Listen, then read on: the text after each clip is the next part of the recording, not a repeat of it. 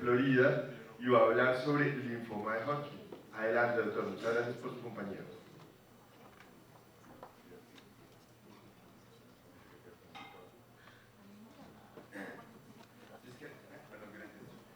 Les quiero agradecer nuevamente por la invitación para exponer sobre ese tema tan importante del linfoma de Hodgkin pediátrico. Ayer les había preguntado si utilizan el ABVD en casos de linfoma de Hodgkin pediátrico y me dijeron que sí. Y para darle un poco de contexto, sucede que hace 2 años fui invitado por Somera a México para dar una charla sobre el linfoma de Hodgkin pediátrico y di un taller también.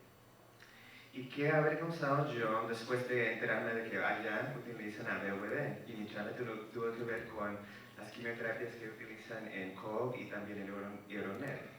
Entonces me acercaron la doctora Alejandra López del Hospital Infantil de México Federico Gómez y también el doctor Josué Hernández de Monterrey y me dijeron eso y querían colaborar para determinar cuáles serían las indicaciones de la radioterapia en ese caso. Entonces, ellos han presentado este trabajo en el ASTRO el año pasado y además de eso, yo soy miembro del comité directivo del linfoma de Hodgkin de Children's Oncology Group, del grupo de oncología pediátrico que maneja todos los ensayos clínicos de cánceres infantiles.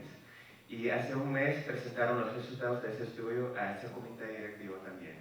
Y entonces quiero honrar el trabajo de la doctora López y el doctor Hernández. Cuando consideramos el tratamiento de linfoma de Hodgkin pediátrico, es importante reconocer que la tasa de curación es súper alta, pero la meta de determinar cómo tomamos una decisión clínica es basado en identificar los casos que tienen enfermedad agresiva o menos agresiva, y normalmente lo hacemos después de una evaluación temprana usando tomografía TAC o PET. Pero en los Estados Unidos y Canadá usan un esquema de quimioterapia que incluye ABPC o ABVEPC, y en Europa utilizan otro esquema normalmente WEPA-COP.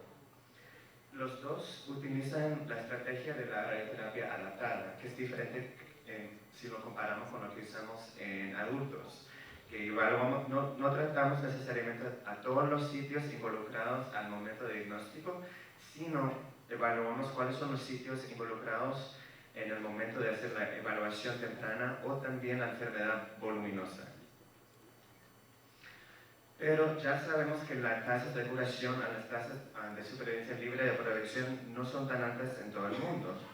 En México, de donde son la doctora López y el doctor Hernández, se puede notar que la tasa de supervivencia total a los 3 años puede ser 70%, en algunos institutos con una tasa de supervivencia libre de prevención de 21% a los 5 años.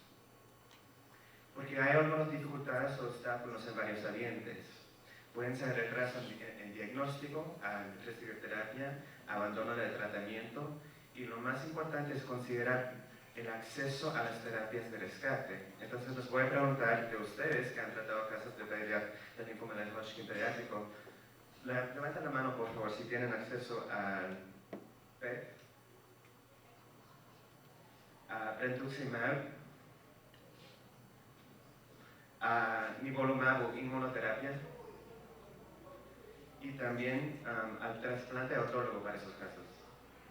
Entonces tenemos una mezcla y es importante, o es justo y necesario considerar el acceso a estas terapias de rescate, porque ya sabemos que van a haber algunos casos que van a tener una recaída, pero si no tienen acceso a esas terapias estandarizadas para el tratamiento de rescate, entonces eso debe incluir nuestras propias decisiones clínicas. Como acabo de mencionar, se utilizan con mucha frecuencia el ABVD en muchos países, porque el paciente no tiene que ser internado, requiere más apoyo en cuanto a la quimioterapia usada y también hay menos toxicidad de corto plazo. Pero el problema es que no hay publicaciones ni guías de cómo tratamos esos pacientes que son adolescentes o niños. Y ese es el propósito de este trabajo. Hay una guía publicada por el NCCN que refiere a las guías de adultos cuando se usa ABVD. pero hay algunos problemas porque fueron basados en ensayos de fase 3 que no existen para niños, incluyen pacientes de mayores de edad y la dosis será diferente entonces cuando consideramos una población pediátrica. Y algunos ensayos han reportado respuestas diferentes dependiendo de esa edad, entonces sería importante enfocar en ensayos que han publicado sobre esa población infantil o pediátrica. Entonces, juntos cumplimos en la revista sistemática de tratar de guiar cuáles son los pacientes y cuáles serían las indicaciones de utilizar radioterapia en esa población. Y como mencioné, fue presentado el año pasado en Amsterdam. Hubo 5 preguntas específicas. La cantidad de ciclos de ABVD para riesgo limitado, cuáles serían las indicaciones de radioterapia para ese riesgo limitado, una comparación de 6 contra 8 ciclos para riesgo avanzado, también indicaciones clínicas para los que tienen riesgo avanzado y la dosis adecuada de radioterapia. Identificamos 97 artículos y de ellos solamente 9 fueron incluidos para análisis. Clasificamos los datos en 2 grupos, los que tienen riesgo limitado, que pueden ser, porque en los Estados Unidos y también en Europa clasificamos los riesgos en 3 grupos, de riesgo bajo, intermedio y avanzado, pero también lo que hacemos en adultos es clasificarlo en enfermedad limitada o avanzada. Básicamente fue etapas 1 o 2 para riesgo limitado y en algunos casos de riesgo avanzado incluye la etapa o estadio 2B. Esos fueron los datos que registramos para hacer este estudio, el año de publicación, el tipo de ensayo, las edades incluidas, las etapas clínicas, el número de pacientes, la quimioterapia usada, el método de respuesta para evaluar la respuesta, la estrategia de radioterapia y sus indicaciones, el porcentaje de pacientes que recibieron irradiación y las tasas de supervivencia libre de progresión y supervivencia total. Identificamos 7 ensayos para incluir en el estudio en cuanto a los pacientes que tienen riesgo limitado. Se nota que la mayoría, y como son estudios de niños, la mayoría serán ensayos retrospectivos menores de 18 años y con enfermedades súper favorables, con etapa 1, 2A, y normalmente no incluyen enfermedad voluminosa. En algunas situaciones incluyen, en esa publicación de Subizarreta de Argentina, y la mayoría no incluyen los que tienen síntomas B. En cuanto a la quimioterapia usada, la mayoría utilizaron entre 4 hasta 6 ciclos de ABVD, y lo importante es también identificar cuál fue el método radiográfico de evaluar la respuesta temprana. Porque en algunas situaciones, cuando levantaron las manos, algunos tienen acceso a tomografía, algunos no, o a PET. La estrategia más común fue una radioterapia adaptada, que no usamos para adultos. Es usar esa evaluación radiográfica después de 2 ciclos de ABVD para determinar cuáles pacientes deben recibir la radioterapia. Y se nota que en muchos casos le dieron la radioterapia a los que tuvieron enfermedad residua, a los sitios voluminosos o si hubo una respuesta temprana lenta. Y se nota que el porcentaje irradiado fue básicamente entre, en algunos casos, 2% hasta 32%, con tasas de supervivencia libre de progresión aceptables, diría, porque cuando consideramos linfoma de Hodgkin de riesgo bajo o de riesgo limitado, esa tasa de supervivencia libre de progresión debe ser mayor que el 90%, y también está reflejado en las tasas de supervivencia total. En cuanto a la primera pregunta de escoger 4 o 6 ciclos de ABVD para enfermedad limitada, la mayoría utilizaron 4 ciclos y todavía tienen tasas de supervivencia libre de progresión bien altas. Y como la mayoría de esas estrategias utilizaron 4 ciclos con esa tasa, nosotros hemos dicho que 4 sería bastante. En cuanto a las indicaciones de cuáles son los casos o los sitios que deben usar o utilizar la radioterapia, Se nota que los resultados sí, todavía son bien aceptables con esa estrategia de la radioterapia adaptada, de irradiar los sitios voluminosos o esos sitios que después de la evaluación temprana son lentos. Y se nota que un estudio reportó una tasa de supervivencia libre de progresión menos del 90%, porque en ese caso solamente le dieron la radioterapia a los sitios residuales después de recibir toda la quimioterapia. Y en la mayoría de casos, esos niños pueden evitar recibir la radioterapia, porque ya se sabe que la radioterapia por esa patología está asociada con a cánceres secundarios, a enfermedades cardíacas en el futuro, a enfermedades pulmonares, enfermedades de los tiroides también. Entonces recomendamos la radioterapia adaptada a sitios voluminosos, sitios que después de la evaluación temprana son lentos o a enfermedad residual. Riesgo avanzado es un poco más complejo y complicado.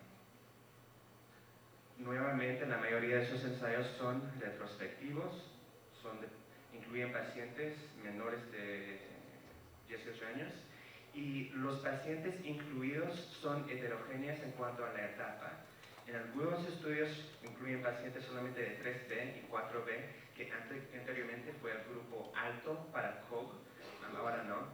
Algunos incluyen hasta etapa A con enfermedad voluminosa. Entonces los resultados reflejan esa heterogeneidad. Nuevamente van a ver como la mayoría de los estudios utilizaron un esquema de 6 ciclos de ABVD, uno de Agito utilizaron 8 ciclos de ABVD. En cuanto al método radiográfico de hacer esa evaluación temprana, también hay mucha heterogeneidad en cuanto al uso de PET o de tomografía.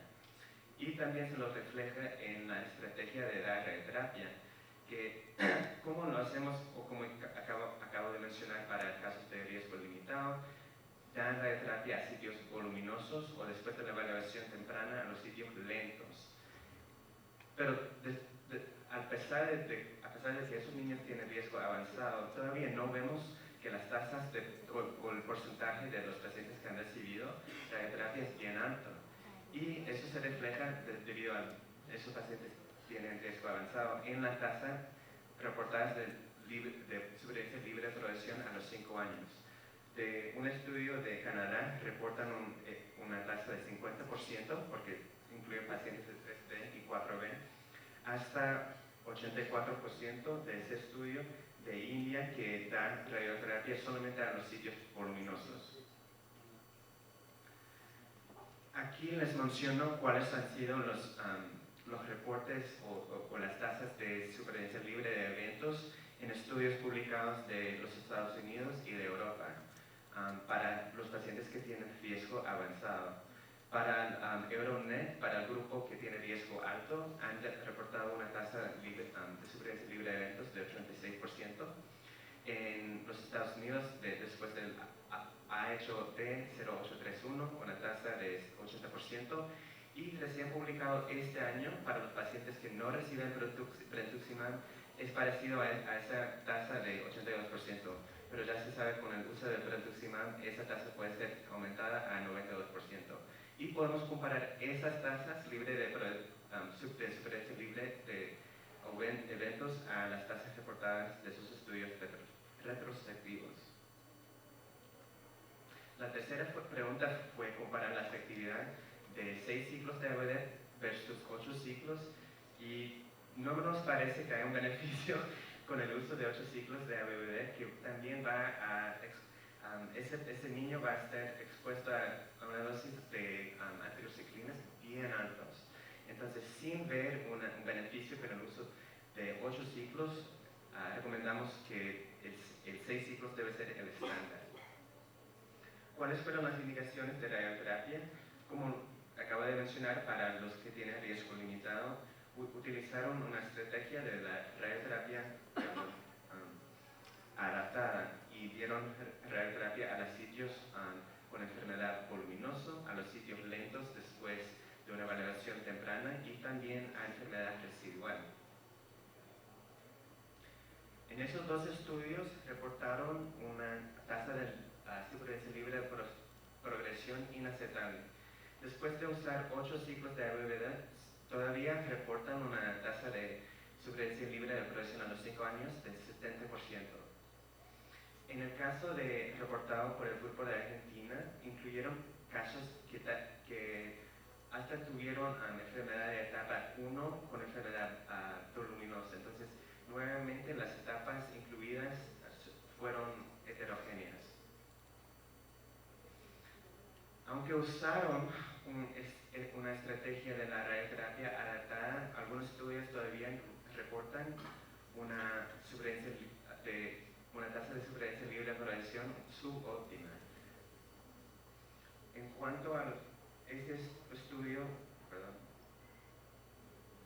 Hindú ha publicado en 2017, aunque reportan una tasa de supervivencia libre de progresión a los 5 años de 84%, si un paciente tiene características adversas como etapa 4, linfopenia, leucocitosis o síntomas B, si tienen dos características adversas, está asociado con una tasa de supervivencia libre de progresión de 75%, y si hay más que dos características adversas, una tasa de 14%. Y en el estudio publicado en Canadá, reportan esa tasa de 69% porque incluyen pacientes que tienen riesgo súper avanzado, porque solamente incluyen pacientes 3B y 4B. Es importante reconocer que hay un estudio prospectivo publicado en India que incluyeron pacientes de 2B hasta 4B. No hicieron una pregunta aleatorizada, simplemente fue una experiencia prospectiva y dieron radioterapia solamente a los sitios voluminosos o los sitios lentos después de la evaluación temprana. Lo que fue interesante es que, según el protocolo, 63% de los pacientes deben haber recibido la radioterapia, pero solamente 42% lo recibieron. Cuando compararon los pacientes que recibieron la radioterapia versus los que no, determinaron una diferencia significativa, y con los que no recibieron la radioterapia, 46%, o casi la mitad, experimentó una progresión. Pero de los que sí recibieron la radioterapia, solamente 1 en 10 sufrió una recaída. Hicieron un análisis multivariable para tratar de determinar cuáles fueron las características asociadas con la supervivencia libre de eventos, y determinaron que el único factor asociado con eso fue el recibir radioterapia. Nuevamente, ¿cuáles son nuestras recomendaciones? La radioterapia adaptada. Y aún con la utilización de esta estrategia, 1/3 de los pacientes pueden evitar recibir la radioterapia, y esa tasa se aumentaría con el uso de PET. Por ejemplo, en el estudio hindú, que fue prospectivo, determinaron una diferencia con el uso de PET versus el uso de TAC, que con el uso de PET, ese número de los pacientes que pueden evitar el uso de recibir la radioterapia se puede aumentar. ¿Cuál fue la dosis que recomendamos en esta situación clínica? Ya que mencioné que con los pacientes pediátricos utilizamos dosis menores, y ya hemos establecido en Europa y también en los Estados Unidos que para una dosis microscópica es aceptable usar una dosis de 20 Gray o 21 Gray, pero para los casos de dar un boost, recomendamos un boost hasta 36 Gray a enfermedad residua, y en nuestro instituto por lo menos, y en los Estados Unidos en general, damos una dosis de 1.5 Gray con cada fracción. Y nuevamente, estas fueron nuestras recomendaciones: de utilizar 4 ciclos con los que tienen riesgo limitado, de usar también para los que tienen riesgo limitado y riesgo avanzado una estrategia de la radioterapia adaptada. Para los que tienen riesgo avanzado, utilizar 6 ciclos de ABVD y una dosis de 20 hasta 21 Gray para enfermedad microscópico, con un boost para 36 Gray si hay enfermedad residua. Como eso fue la presentación del Josué y Alejandra, me agradecieron, pero nuevamente les quiero agradecer a ustedes por esa invitación. Y ayer les di mi contacto e información de mi teléfono y también mi correo, y por favor escríbanme, manden mensaje por cualquier duda o pregunta. Gracias.